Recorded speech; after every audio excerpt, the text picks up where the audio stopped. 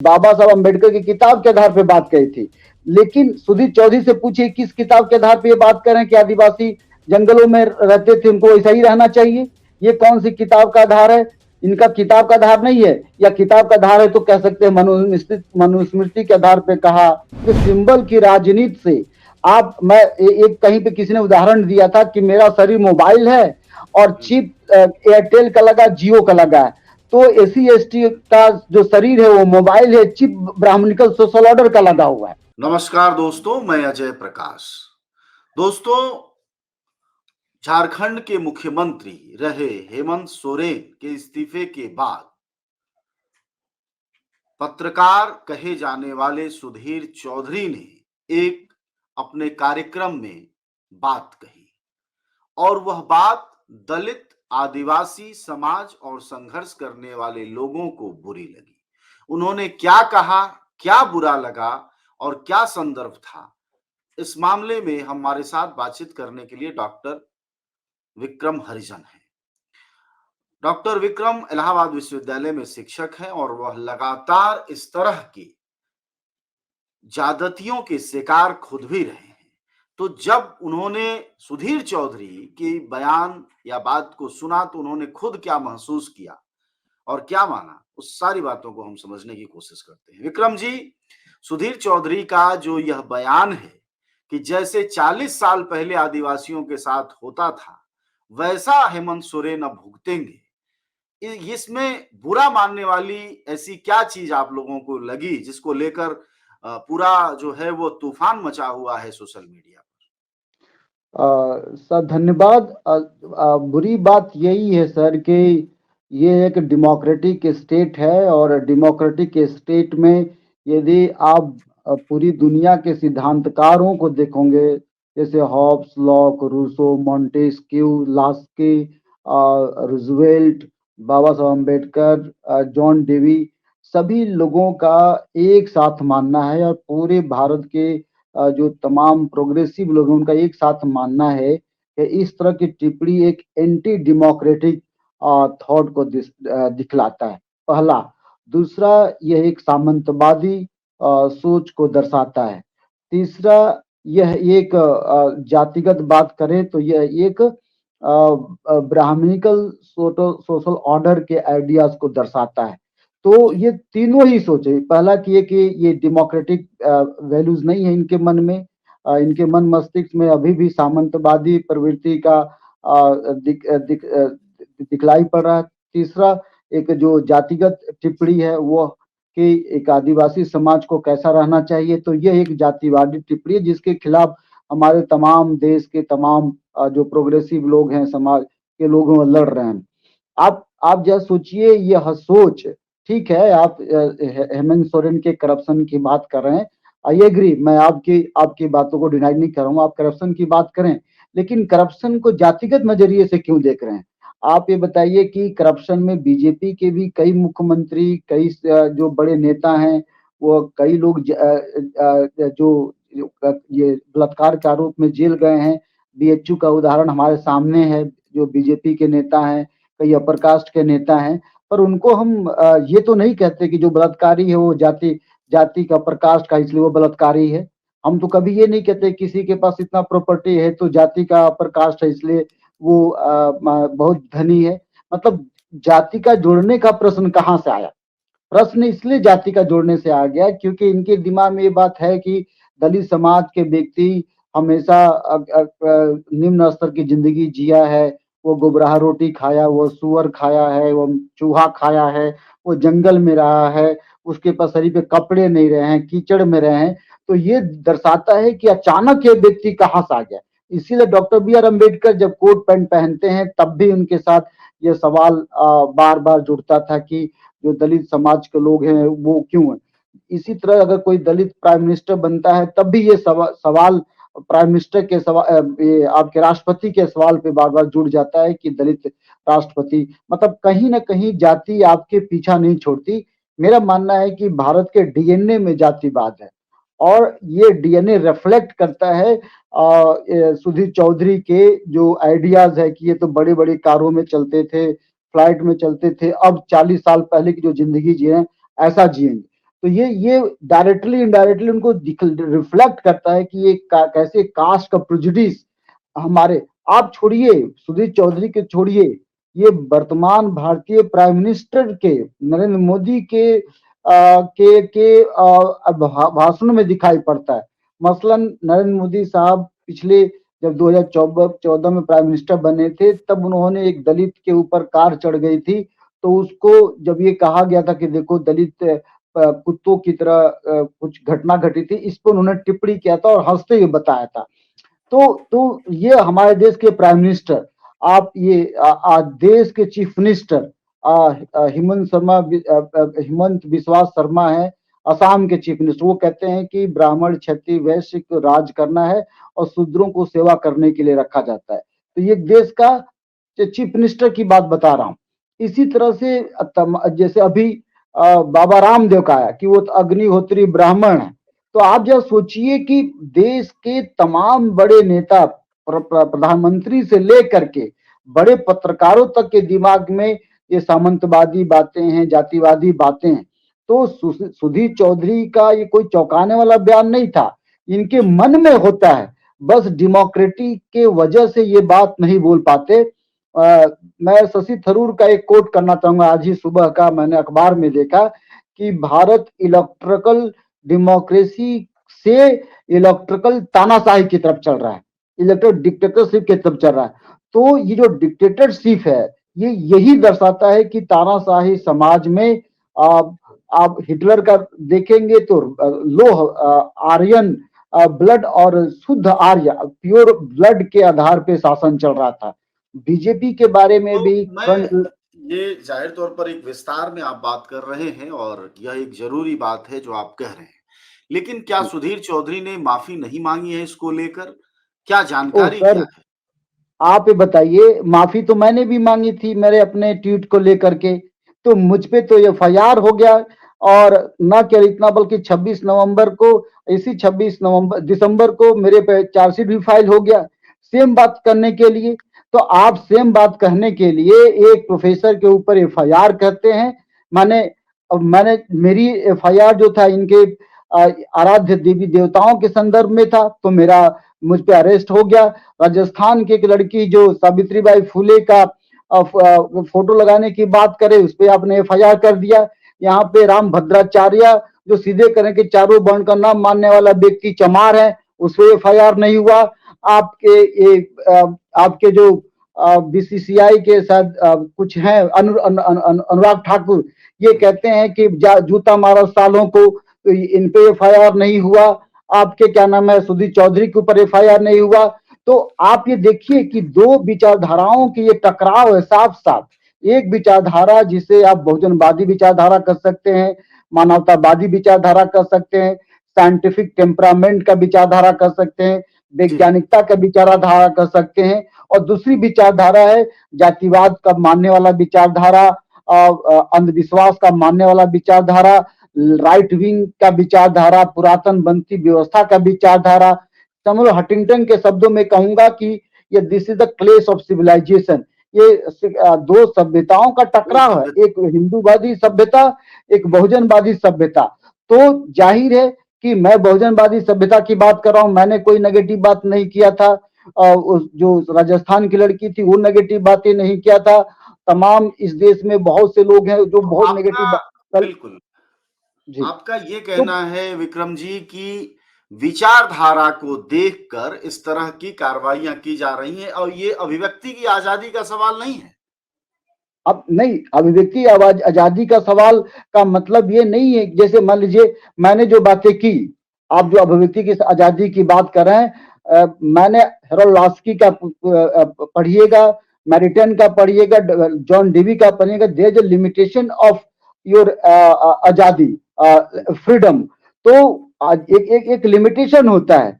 अब लिमिटेशन में इंसल्ट नहीं होता, in front of law, in front of equality सारे लोग बराबर हैं, आप इंसल्ट मत कीजिए। मैंने जो बात कही थी वो वैज्ञानिकता के आधार पर कही थी, किसी आस्था का सवाल नहीं था। मैंने बाबा साहब अम्बेडकर की किताब के आधार पर बात कही थी। लेकिन सुधीर चौधरी से पूछिए किस किताब के आधार पर ये बात करें कि आदिवासी जंगलों में रहते थे, उनको ऐसा ही रहना चाहिए, ये कौन सी किताब का आधार है? इनका किताब का आधार नहीं है, या किताब का आधार है तो कह सकते हैं मनुस्मृति के आधार पे कहा। मेरा आधार एक लिटरेचर है, जो जिसे आप कहेंगे डॉक्टर बी आर अम्बेडकर का तो लिटरेचर, पेरियार का बिल्कुल लिटरेचर।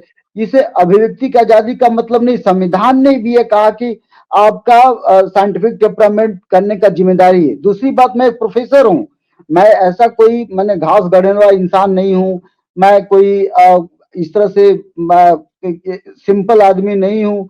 मैंने जेएनयू से, शिमला एडवांस से पढ़ाई की है, किताबों के बीच में रहता हूँ, और उसके आधार पर मैंने ये बात कही थी। तो और विक्रम जी जो बात समझना चाहेगा आपसे पाठक दर्शक, वो ये है कि आपका ये कहना है कि सावित्री बाई फुले की तस्वीर लगाने वाली शिक्षिका पर आप एफआईआर दर्ज करते हैं। आप जी विक्रम हरिजन जो धार्मिक आस्था पर वैज्ञानिक ढंग से सवाल उठाते हैं, उस पर एफआईआर दर्ज करते हैं।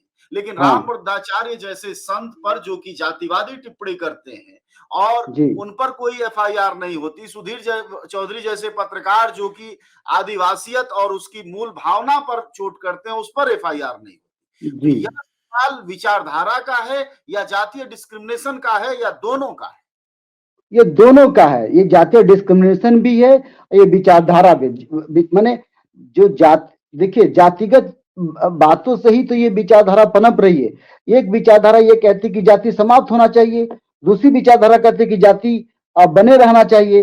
तो सुधीर चौधरी जाति बनने वाले विचारधारा के पोषक हैं, जो को मैंने आपको पहले कहा कि राइट विंग के हैं, पुरातन पंथी लेकिन हैं, लेकिन विक्रम जी अंधविश्वास को यही मान। तो अंतर्विरोध विचारों में आप लोगों के आ रहा है कि अगर प्रधानमंत्री मोदी की सरकार या भाजपा या उनकी विचारधारा दलित, आदिवासी, बहुजन विरोधी है, तो सर्वाधिक संख्या में उनके पास लगातार और लगातार लोग जा रहे हैं और आप जैसे कुछ चंद लोग अब लगातार उनके खिलाफ आवाज उठा रहे हैं। ये मैं अंतर्विरोध है। सर, हाँ, अंतर विरोधी है सर। इसको इसको समझना पड़ेगा। देखिए, जो दलित समाज है या जो ओबीसी समाज है, वो वंचित तबका है, और वंचित तबका को कांसीराम साहब कहते थे कि हमारा न बिकने वाला समाज चाहिए। और ये कई जगहों पे देखा गया है कि हमारा समाज को कुछ पदों पे लोग खरीद लेना चाहते हैं, कुछ विधायकों पे खरीद लेना, कुछ सांसदों पे खरीद लेना चाहते हैं, या ये कहें कि सिंबॉलिक राजनीति करते हैं। एक तो आप हमारे लोगों को हेजिमनी के स्ट्रक्चर में फंसा करके। आज ही मैं एक बहुत अच्छी किताब पढ़ रहा था। वो किताब है सर, मैं आपको एक लाइन पढ़कर सुना रहा हूँ, और बहुत इंपॉर्टेंट लाइन है ये। विजय विजय रामास्वामी की लाइन है। मैं उसका जिक्र कर रहा हूँ। बहुत विजय रामास्वामी, ये। और मैं आपको इसको, अगर आपको ये इसको एक्सप्लेन करूंगा तो ये बात समझ में आ जाएगी। देखिए, विजय रामास्वामी एक आर्टिकल है, उसका नाम है gender and the writing of south Indian history. इस राइटिंग में एक जगह लिखा है, ये एन सुब्रमण्यम है, तमिल सोशल हिस्ट्री के बारे में लिखते हैं। इन्होंने, विजय रामास्वामी मैडम ने कोट क्या किया है, ये दोनों के लिए, महिला के लिए और अनटचेबल्स के लिए। मैं पढ़ के सुना रहा हूं। Even as the untouchables in the society had no consciousness of their lowly condition. मतलब कि जो उनका निम्न स्तरीय स्थिति है, इसके बारे में अनटचेबल जो अछूत लोग हैं सोसाइटी में, उनको चेतना नहीं है कि वो क्यों लो हैं, क्यों क्यों दक्षिण में रहते हैं, क्यों इनके साथ भेदभाव होता है। इस कंडीशन के बारे में इनको चेतना नहीं है। इसी तरह से the woman had no feeling of subjugation, और महिलाओं को अपने प्राधीनता का भी एहसास नहीं है, फीलिंग नहीं है कि क्यों वो सब्जुगेट है। यह फीलिंग, ये दोनों फीलिंग, दलितों के अंदर यह फीलिंग ना आना कि वो क्यों छोटी, तथा कथित छोटी जाति का है, महिलाओं के अंदर यह फीलिंग ना आना कि वो क्यों सब्जुगेट है, पेट्रियार्की का। यह जानबूझ करके आपके जो डोमिनेंट आइडिया है, वर्चस्वतावादी विचार, वो जानबूझ करके इन दोनों ही सोसाइटी को गुलाम बनाए रखने के लिए तैयार करता है। और ये एससी एसटी ओबीसी समाज जानबूझ करके गुलाम बना हुआ है, क्योंकि उसको अपनी चेतना नहीं है। यही बात बाबा साहब दूसरे शब्दों में कहते हैं कि गुलाम को गुलामी का एहसास कर दो तो वह विद्रोह कर बैठेगा। इसी बात को साहब कांसीराम कहते हैं कि यदि आप अपने समाज को तैयार नहीं करोगे तो दूसरा व्यक्ति आपके समाज को तैयार कर लेगा। अर्थात वो कहते हैं कि यदि आप समाज को तैयार नहीं करोगे तो ब्राह्मणिकल सोशल ऑर्डर आ करके आपको समाज को तैयार कर लेगा। तो बीजेपी की इन बातों से लगता है कि उन्होंने एससी एसटी समाज को जो भी लालच दिया है, चाहे वो अनाज का लालच दे, चाहे वो पद का लालच दे, चाहे राष्ट्रपति बनाए, चाहे प्राइम मिनिस्टर राष्ट्रपति बनाए, चाहे मंत्री बनाए, इन सभी का लालच दे करके उसको अपने फोल्ड में मिला लिया है। आप देख रहे हैं लेकिन कि आप क्लियर लोग कट। आज आज विक्रम जी, आज जी ये बात आप कह रहे हैं ठीक है, लेकिन यही तो भागीदारी है ना, और इसी की तो डिमांड कर रहा था बहुजन आंदोलन सर, कि हमारी भागीदारी का भागीदारी मतलब होनी चाहिए। आप भागीदारी हमें बना रहे हैं कि क्लर्क बना रहे हैं? मैं भागीदारी की बात कर रहा हूं तो मैं तो कह ही रहा हूं कि मुझे प्राइम मिनिस्टर बनाइए, मुझे एग्जीक्यूटिव पावर दीजिए। मैं अपने ऐसी, जैसे मान लीजिए आज अगर भागीदारी की बात अरे तो होती तो मैं ये। प्रधानमंत्री तो पिछड़े ही बैठे हुए हैं, आदिवासी मुख्यमंत्री बने हुए हैं, केवल इस देश में सर दलित मुख्यमंत्री नहीं है, नहीं तो हर पिछड़े तो गिनती के कई सारे मुख्यमंत्री हैं। सर आप मेरी बात को समझिए। मैं कह रहा हूं कि सिंबल की राजनीति से आप, मैं एक कहीं पे किसी ने उदाहरण दिया था कि मेरा शरीर मोबाइल है और चिप एयरटेल का लगा, जियो का लगा है। तो एससी एसटी का जो शरीर है वो मोबाइल है, चिप ब्राह्मणिकल सोशल ऑर्डर का लगा हुआ है। तो मुख्यमंत्री हो लेकिन सोशल ऑर्डर ब्राह्मणिकल व्यवस्था का लगा, चाहे मध्य प्रदेश के चीफ मिनिस्टर हो, चाहे देश के राष्ट्रपति हो। मैं ये दो सवाल, एक यादव को यहाँ पे मध्य प्रदेश में चीफ मिनिस्टर बनाया जाता है, और एक यादव लक्ष्मण यादव है जिनको यूनिवर्सिटी से निकाला जाता है। केवल इसलिए निकाला दिया जाता है कि 10 साल से, जो 8 साल से लगातार व्यक्ति पढ़ा रहा है, अचानक बीजेपी को अखरने क्यों लगा? क्योंकि वो व्यक्ति बीजेपी के रूट कॉज पे, ब्राह्मणिकल सोसाइटी के रूट कॉज पे हमला कर रहा है। एक डॉक्टर शिव मोहन जो यादव, मोहन यादव है, ये बीजेपी के एजेंडा को फॉलो कर रहा है, यानी ब्राह्मणिकल ऑर्डर को फॉलो कर रहा है, तो उनको अच्छा लगेगा। आप देखिए, स्वामी प्रसाद मौर्य जब बीजेपी में थे तो सबको अच्छा लगता था, अभी अलग हो गए तो बुरा लग रहा है। जो भी व्यक्ति बीजेपी में रहेगा वो जय श्री राम कहेगा, और जो भी व्यक्ति बीजेपी में रहेगा वो राम की बात करेगा। जो भी व्यक्ति राइट विंग में रहेगा वो धर्म की बात करेगा। यदि वो धर्म की बात नहीं करेगा तो वो राइट विंग में सरवाइव नहीं कर सकता है। यह बीजेपी साहब, ये बीजेपी के लोग जान लें। मैंने आपको क्या कहा कि हमारा समाज वंचित तबका है, कम पैसे में बिक जाने, बहुत कम लोगों का जमीर होती है कि बड़ी मुश्किल से आवर पैदा होता है हमारे समाज में ना। हजारों साल नरगिस बेनूरी पे रोती है, बड़ी मुश्किल से आवर समाज में पैदा होता है। तो हम आप गिन कर देखिए कि एससी एसटी आदिवासी के कितने महापुरुष हैं। 100 होंगे, 200 होंगे पूरे हजारों वर्षों के इतिहास में। क्यों 100-200 होंगे? क्योंकि जो ऑर्गेनिक इंटेलेक्चुअल है उसका जन्म ही बहुत बड़ी मुश्किल से होता है। उसको हर जगह पे खतरा, कबीरा खड़ा बाजार में लिए लुकाठी हाथ, ये घर फूके आपने चले हमारे साथ। तो ऐसे ऑर्गेनिक इंटेलेक्चुअल को सब कुछ समाप्त करना पड़ता है। यही इंटेलेक्चुअल है जो पर्दे के अंदर की बात को जानता है। हमारे जैसे लोग, लक्ष्मण जैसे लोग, डॉक्टर रितु जैसे लोग बीजेपी के एजेंडे को समझ रहे हैं। और इसीलिए सवाल देखिए, अभी यूजीसी ने ये डी रिजर्वेशन का रूल लाया था कि भाई उसमें हटा, इसको डॉक्टर दिलीप मंडल ने, तमाम लोगों ने विरोध किया, इसको वापस करना पड़ा।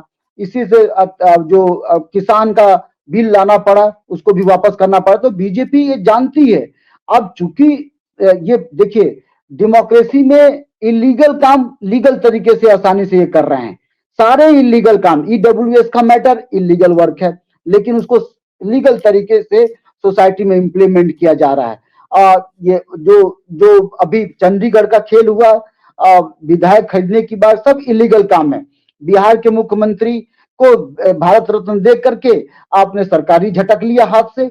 माधवराव सिंधिया को आपने अपने पार्टी में मिला करके डेमोक्रेसी तोड़ दी। क्या संवाद की कोई जगह नहीं है डेमोक्रेसी में? क्या तानाशाही चलेगा? इसीलिए मैंने कहा कि रामचंद्र गुहा, ये आपके शशि थरूर कहते हैं कि अब वर्तमान भारतीय सरकार इलेक्टरल डेमोक्रेसी से इलेक्टरल डिक्टेटरशिप की तरफ जा रही है, या ऐसे डिक्टेटरशिप जहां पे संवाद का गुंजाइश कम होता है। और फासिज्म की जो बेनिटो मुसोलिनी ने कहा कि सत्ता के बल पे, ताकत के बल पे डेमोक्रेसी को छीन लेना है, तो वो छीन रहे, क्योंकि सुपरमैन का कॉन्सेप्ट तो नहीं आएगा। तो सुपरमैन कौन है? आदरणीय नरेंद्र मोदी हमारे सुपरमैन है। अब उस सुपरमैन के जो कहेंगे वो चलेगा। तो डेमोक्रेसी में सुपरमैन नहीं चलता। डेमोक्रेसी में बाघ और बकरी एक ही जगह पे पानी पीते हैं, लेकिन यहाँ बकरी गाय, बाघ ही बाघ सब जगह नजर आ रहे हैं। खा जाने वाली परंपरा इन्होंने घोषित किया सर। और जाहिर तौर पर इकोसिस्टम खराब हो जाएगा और उसी तरफ जी आप इशारा कर रहे हैं। हम जी बातचीत कर सर। रहे थे विक्रम हरिजन से और हम यह समझना चाह रहे थे कि आखिरकार पत्रकार सुधीर चौधरी ने जो आदिवासी समाज से आने वाले मुख्यमंत्री रहे हेमंत सोरेन पर टिप्पणी की है कि हेमंत सोरेन अब 40 साल पहले की जिंदगी जिएंगे, यानी वह एक जातिवादी टिप्पणी थी, मूल निवासी के खिलाफ टिप्पणी थी, जिसका असर वह उनके मानसिक स्थितियों में, उनके जातिवादी सामंती मानसिकता में देख रहे हैं। लेकिन इन सारी बातों के बीच दो महत्वपूर्ण बातें कही जो अपने समाज के लिए कही, उसे भी जरूर सुना जाना चाहिए। एक उन्होंने बात कही कि चिप किसी और का है। यह बहुत मार्के की बात है, क्योंकि बहुत बड़ी संख्या इस समय दलितों और पिछड़ों की है और दलित पिछड़े बुद्धिजीवी इसको बहुत बेकली कहते हैं, बेसब्री भी नहीं, बेकली से महसूस कर रहे हैं कि हमारे लोग इस तरह क्यों भगे जा रहे हैं जय श्री राम के झंडे के नीचे। खैर वो भगे तो जा रहे हैं, तो इसलिए कहा चिप किसी और का है। और दूसरी महत्वपूर्ण बात कही, ऑर्गेनिक इंटेलेक्चुअल। जाहिर तौर पर पूरे देश में ऑर्गेनिक नेता नहीं बचे, आंदोलनकारी नहीं बचे, तो इंटेलेक्चुअल तो फिर भी बचना बड़ा मुश्किल होता जा रहा है। और खासकर जब इंटेलेक्चुअल दो खत्ते में बैठ जाए, इसके या उसके में, तो और समस्या है। इस बीच सबसे बड़ी बात यह है कि सम्मान सबका है, अभिव्यक्ति की आजादी सबकी है। अगर राम भद्राचार्य के जातिवादी टिप्पणी पर उन पर एफआईआर नहीं होती है, तो विक्रम हरिजन पर क्यों होती है? सवाल ये भी है कि सुधीर चौधरी जैसे लोग पत्रकारिता के मूल्य पढ़ाते हैं, स्कूलों में, कॉलेजों में जाकर भाषण देते हैं और नई पीढ़ी के पत्रकार बनाते हैं। हजारों पत्रकार उनको बोलते हुए मुंह बाकर सुनते हैं और उन्हें लगता है कि भविष्य में वह सुधीर चौधरी बनेंगे। लेकिन सवाल यह है कि सुधीर चौधरी जैसे लोग इस लोकतंत्र को मजबूत कर रहे हैं, या जिसको विक्रम हरिजन कह रहे थे शशि थरूर के शब्दों में कि हम चुनी हुई तानाशाही की तरफ बढ़ रहे हैं, या उसको देखते हैं। ये सब सोचने की बात है, सोचा जाना चाहिए। खैर आप सब पर है कि आप क्या सोचते हैं। शुक्रिया आप सबका सुनने के लिए, धन्यवाद।